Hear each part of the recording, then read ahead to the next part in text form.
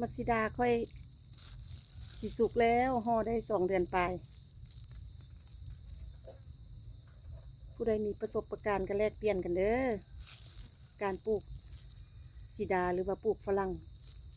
แม่วันปลูกมาได้6 เดือนแล้วเพิ่นก็ออกดอก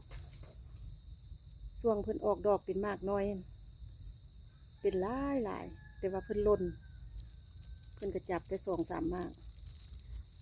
อันนี้เพิ่นก็จับ2 มากคู่กัน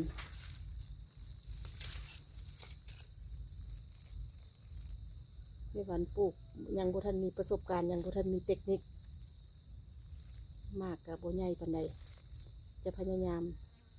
ทอดถอนบทเรียนนำผู้ที่มีประสบการณ์ผู้ที่มีเทคนิคการปลูก